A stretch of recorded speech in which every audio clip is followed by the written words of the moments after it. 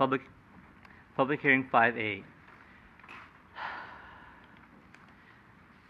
This is at 1999 Earl Avenue, Fire Station 52, and the assessors parcel number 019-043-490, Caltrans property. It's a request for a use permit to allow off-site staging areas within the Crestmore neighborhood per section 128430 of the San Bruno Municipal Code. Staff report, please. Thank you and good evening. As you know, the explosion and fire destroyed or damaged many homes in the Crestmore neighborhood. It also damaged significant portions of the public infrastructure. The city is now undertaking the repair work of that infrastructure. The application before you tonight is for 2 construction staging areas to support that infrastructure work. So I will briefly review the details of the 2 construction staging sites, and then I will turn it over to Harry Burrows, who is the city's project manager for the Crestmore Reconstruction Project, and he'll talk a little bit more about the infrastructure work itself.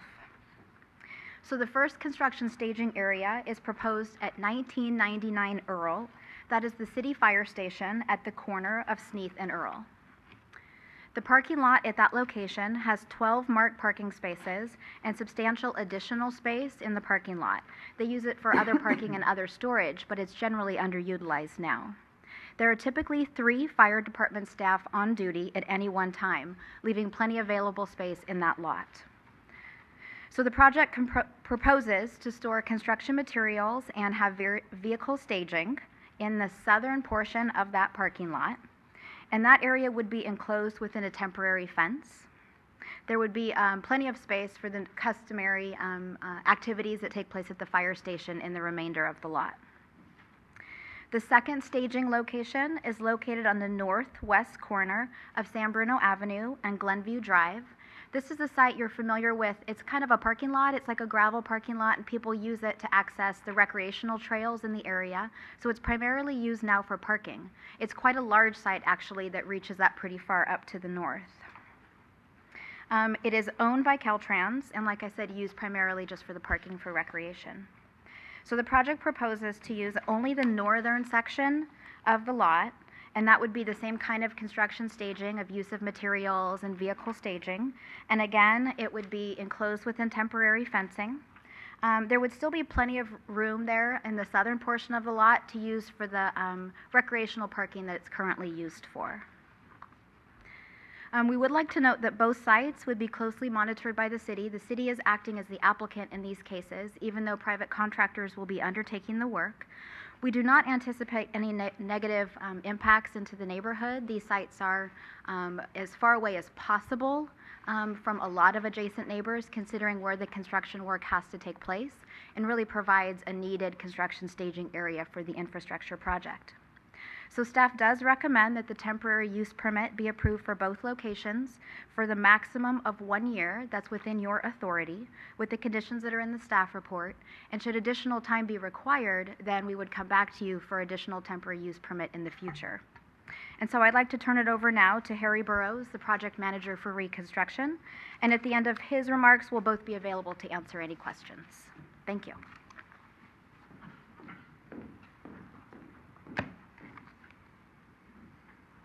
Thank you. Good evening, Mr. Chairman, members of the Planning Commission.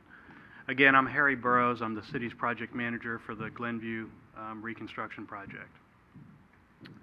So the exhibit that is up on the board there, it shows the overall Crestmore Glenview neighborhood, and this exhibit shows some of the completed and actually ongoing projects that are up in the neighborhood. In the center there is what we call the surface restoration project. That was a work that was undertaken immediately after all the investigations were completed and we opened up the roadway to the public again. The Phase 1 sewer project was a project that we completed over this last winter, and it entailed upsizing of an existing sewer line between 2 of the lots that had houses that burned down, 1646 and 1650 Claremont. And so that project is actually completed now. The last project that's shown there is the project that's currently under construction. We're calling it the Phase 1 Water Improvement Project. And what that project entails is some water lines, extensions up to Sneath, and 2 pressure regulating stations. And what those will do is they will allow water from a higher pressure zone to essentially be bled back down into this neighborhood to help with the reliability of fire flows and water pressures. That project is currently under construction, and that project is driving the need for one of these storage locations there at the fire station at Earl. That project's expected to be completed in about another month and a half. I think that we're currently on schedule, and that schedule should be held. So those are the projects that are either completed or ongoing. The next slide shows sort of the plans that we have in the future for the next phases of work. So what's shown here is what we're calling the fire damaged area. And this project is currently, actually, it was currently out to bid. We just opened bids. We're planning on going to the City Council to ask them to award this contract here at the next council meeting on the 24th. What this project involves is the construction, replacement, reconstruction of the underground utilities. That's the water lines, the sewer lines, storm drainage improvements. We're not going to do any of the roadway improvements at this stage. We're going to hold off what we're calling the surface improvements, the roadway and the curb and gutter and the street lights until another phase of the project. Part of that is because we want to make sure that we give this area and the rest of the neighborhood ample time to get as much reconstruction done as possible. We don't want to have new roads out there that we've got construction traffic running on. This project, like I said, we're hoping to go to council at the next council meeting to authorize award. Construction will begin about a month from now and will last until probably mid-September. And then in mid-September, early October, we're expected to go out with another project. Next slide, please. And that's going to be the remaining underground utilities in the rest of the neighborhood. So all of the area outside of what's shown there in the dark black or dark blue, I can't tell exactly what color that is, but essentially the remainder of the neighborhood, and that's replacing the sewer lines and water lines, some storm drainage improvements as well. Again, with that project, not doing the surface improvements, we're going to wait until all the underground is done, then come back and do the surface improvements. And what's shown on there is those little yellow dots. Those are some traffic enhancement or traffic calming measures that we're considering including in the project, as well as some streetscape improvements, particularly down Glenview Drive from Claremont to the south to San Bruno Avenue. We're also looking into doing some treatments in the intersections at pretty much all of the major intersections within the neighborhood. And that would be improving some of the curb returns and including handicap ramps, as well as mid-intersection decorative paving surface treatment. The street lights, we're planning on replacing the entire street light system in the neighborhood. And right now, we're looking at a variety of different options, haven't been decided yet. One of the options that's out there is to go with a decorative street light in lieu of the standard, what I'll call the standard boring tall pole electroliers. You know, more of a lower decorative street lamp. The phase 3 improvements, the underground improvements, like I said, those will probably start mid-September to October, last through the end of the year. Then we'll come back at the beginning of the year, next spring through next summer, and do the rest of the surface improvements, which at the end of the day will include essentially repaving the entire neighborhood and replacement of curb, gutter, and sidewalk where that replacement is necessary. And to plug our website, we have created a website for the rebuilding of the neighborhood, which is www.rebuildcrestmore.org. There's a tremendous amount of information on there, not only about the rebuilding of the infrastructure, but also about the rebuilding of the homes in the neighborhood. So I think that's it for my overview. Are there any questions for staff? Yeah, I do have one question through the chair. In regards to the street lighting, you know, you mentioned different options. How does that get chosen? Does that come before the city council? Is that going to be through planning commission or community development director? I mean, how does that work? We've started the discussion at a staff level, so public services staff has been meeting with community development staff. Ultimately, it'll be a city council decision, though, since it's a public improvement. It would go before them, and they would make the final decision on it, probably as part of a larger package of things. Thank you. Aaron, to add to that, actually I had a follow-up question regarding the lighting and the other site features that we're implementing. I would personally like to see the lighting, the walkability of the site, streetscape, you know, accessibility, views, those to take into consideration more environmental factors of the planting to be drought tolerant, the lighting to reduce light pollution at night, you know, not harming the habitats that exist. So having considerations that are neighborhood related or lead related items, but in that direction, if there's a way to develop that criteria. And I don't know if we have any say in that at that level, but I'd like to see those features implemented. Yeah, in your direction right now is actually consistent with the direction that we've received from the city council as well for a number of those. So, you know, any type of landscaping that's, you know, not every single plant, but a majority of plants will be drought tolerant. We're looking at different streetscape, good planning practices to implement there, like bulb outs and things of that nature, as well as looking at different types of lighting that will help conserve energy, as well as distribute light in the right way. Okay. Thank you. Any other questions for staff? Through the chair. Just have a couple. Laura alluded to, or not alluded, excuse me, but she indicated that there was some parking on the second staging area for construction. And right now it's used for vehicles to walk the path, and it's also used for the Church of the Highlands. Is that part of that same staging area?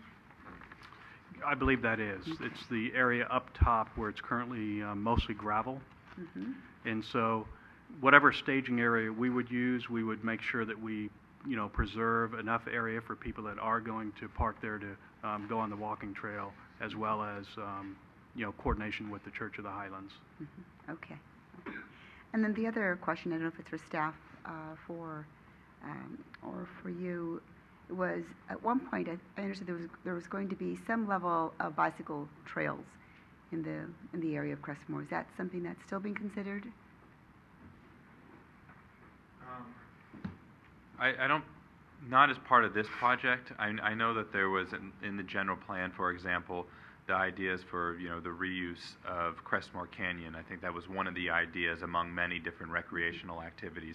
At this point, that's not even something that we're contemplating. Okay. The first phase is paying attention to the public right-of-way, streetscape, things like that. Later, we'll start the discussion with the neighborhood about what they'd like to see in the canyon area. Okay. Thank you. Commissioner Biasotti? Through the chair. Has anyone, it's a great staff report, I understand the project completely. The only thing that I see is missing, has anyone checked with the fire department to see if they've got any issues? Nowhere in this report does it say that the fire department signed off on this. Yes, that was the first people that we checked with was the fire department, Thank you. and Okay. they have no issues with it. Thank you. Yeah. Any other questions for staff? Thank you. We'll move ahead to public comment. Are there any members of public that would like to speak on this or have any comments? Seeing, could you go up to the podium, state your name and your street address?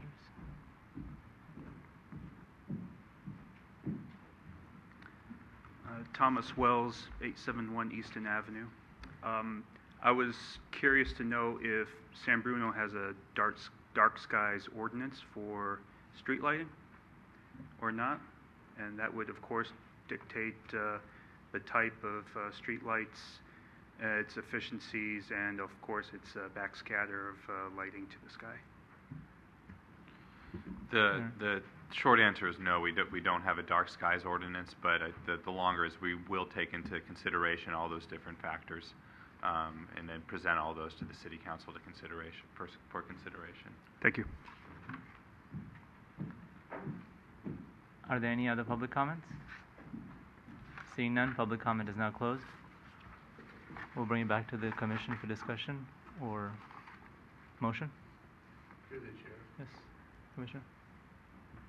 I wasn't going to mention this, but as long as you're essentially renewing all those streets, San Bruno is well known for having quite narrow streets. Was there any thought given to having?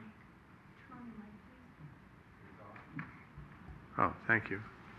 Was there any thought given to the idea of making those streets even 6 inches or a foot wider on each side, so there's adequate room for cars and bicycles and so on? So Harry could maybe add to this, but actually there are many streets in San Bruno that are pretty narrow. You know, some areas around the park, the tree streets, for instance. Up in this area of Crestmore, they're actually pretty wide, especially Glenview and Claremont. You do get slightly narrower streets in some of the side streets there, but the curb to curb is actually, is large enough to fit parking, to fit 2 lanes of traffic and everything that you need in there. And I don't know if you have anything else to add on that. Yeah, what I was going to add is, like what Aaron said, a majority of the streets in that particular neighborhood are quite wide, and in fact, they're so wide that they encourage, to some extent, some pass-through traffic and some excessive speeds. Part of what we're doing with this project is, like I alluded to, some traffic calming measures, and some of those that we're considering are intersection treatments, whether we're even considering doing a couple traffic circles potentially. But one of the major things we're considering is some bulb outs at the intersections, and particularly the section of Glenview between San Bruno Avenue and Claremont, maybe doing some bulb outs mid-block that would tend to narrow the street down. So essentially the opposite because of the width of that street. Through the chair. Commissioner. I think traffic calming is probably a good idea, but wherever you have that sort of feature where the street is narrowed, where you do have bicycles and they're supposed to be on the street, it puts them at more peril to the automobile traffic. Just that was my whole point, that the streets generally are there are many streets that are very narrow if you try to fit traffic and bicycles and people on them. Well, I certainly think that bicycle travel will be a consideration as part of our final design. Thank you. Any other questions, discussion items? If not, is there a motion? Through the chair, Commissioner. I move that the Planning Commission approve use permit 12-002 based on the findings of facts 1 through 3 and conditions of approval 1 through 7. Is there a second? There's a second, but I do have just a clarification. It is a temporary use permit, correct? Yes. 1 year. Thank you. So there's a motion for temporary use permit. All in favor? Aye. Any opposed? Any abstentions? Motion passes. There's a 10-day appeal period.